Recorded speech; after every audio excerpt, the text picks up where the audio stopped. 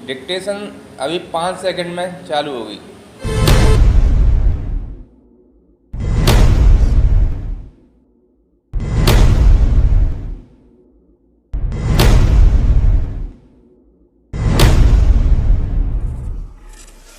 पेवाड़ अभ्यास संख्या 249।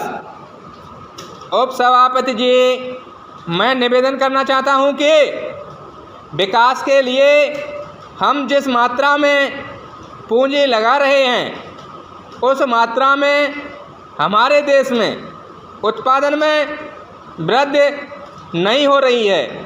लोगों की क्रय शक्ति बढ़ रही है, लेकिन उसके अनुसार बाज़ार में माल नहीं आ रहा है।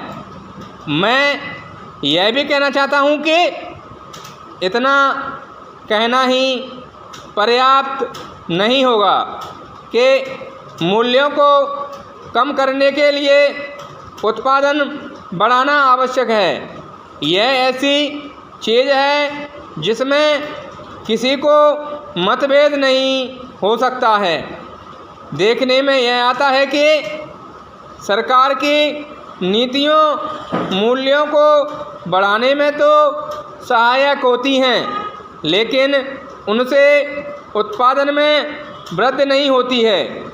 मैं चाहता हूं कि इस बात पर गंभीरता से विचार किया जाए कि माल को इधर उधर ले जाने में जो किराया देना पड़ता है उसके कारण मूल्यों में वृद्धि होती है।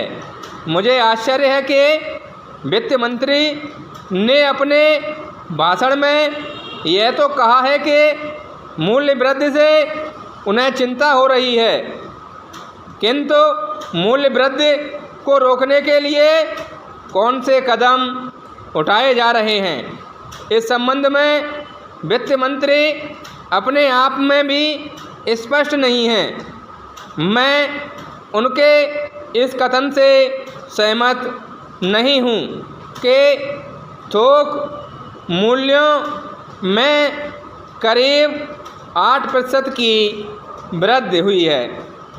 साधारण लोगों का जीवन बाजार भाव से चलता है। मुझे आश्चर्य है कि उन्होंने अपने भाषण में एक वाक्य ऐसा कहा है कि जिसका प्रयोग दूसरी जगह भी किया जा सकता है। पैरा, अपने बजट में वित्त मंत्री ने विदेशी पूंजी को अधिक मात्रा में निमंत्रण देने की बात कही है। आज हमारे देश के आर्थिक विकास की जो स्थिति है उसमें बिना विदेशी पूंजी के हम नहीं चल सकते, लेकिन विदेशी पूंजी बड़ी मात्रा में देश में आए, इसके जो खतरे हैं उनको आँख से ओझल नहीं किया जाना चाहिए। यह बात अभी तक स्पष्ट नहीं हुई है कि हम जो विदेशी पूंजी देश में लाना चाहते हैं वह किन शर्तों पर लाना चाहते हैं। उद्योग धंधों में, कल कारखानों में विदेशी पूंजी का हिस्सा बहुत कम है।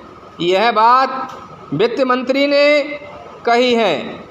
ध्यान देने की बात यह है कि विदेशी पूंजी पर हमारे देश में जो मुनाफा हो रहा है वह अन्य देश की तुलना में काफ़ी है, और यदि विदेशी पूंजी मुनाफे के लिए देश में आना चाहती है तो उसे अभी काफ़ी सुविधाएं दी जा रही हैं।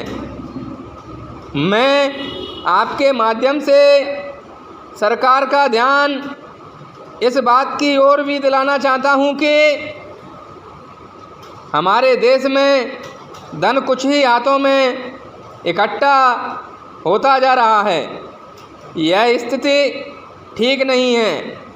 सरकार को गंभीरता के साथ इस समस्या पर विचार करना चाहिए और यह देखना चाहिए कि हमारे देश का धन कुछ ही पूंजीपतियों के हाथों में न जाने पाए।